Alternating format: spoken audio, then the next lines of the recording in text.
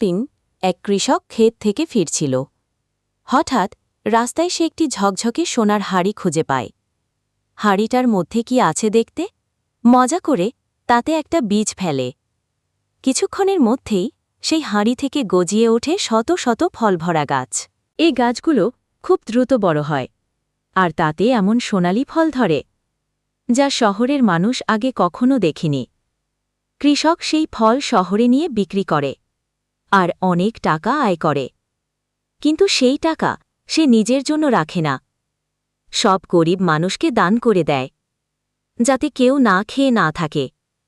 সবাই গল্পটা শুনে অবাক হয়, কিন্তু কেউই লাইক বা সাবস্ক্রাইব করে না। একদিন এক কৃষক ক্ষেত থেকে ফিরছিল।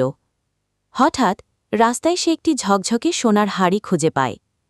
হাড়িটার মধ্যে কি আছে দেখতে মজা করে তাতে একটা বীজ ফেলে।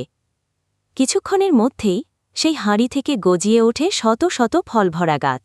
এই গাছগুলো খুব দ্রুত বড় হয়, আর তাতে এমন সোনালি ফল ধরে যা শহরের মানুষ আগে কখনো দেখেনি। কৃষক সেই ফল শহরে নিয়ে বিক্রি করে আর অনেক টাকা আয় করে, কিন্তু সেই টাকা সে নিজের জন্য রাখে না, সব গরিব মানুষকে দান করে দেয়, যাতে কেউ না খেয়ে না থাকে। সবাই গল্পটা শুনে অবাক হয়, কিন্তু কেউই লাইক বা সাবস্ক্রাইব করে না।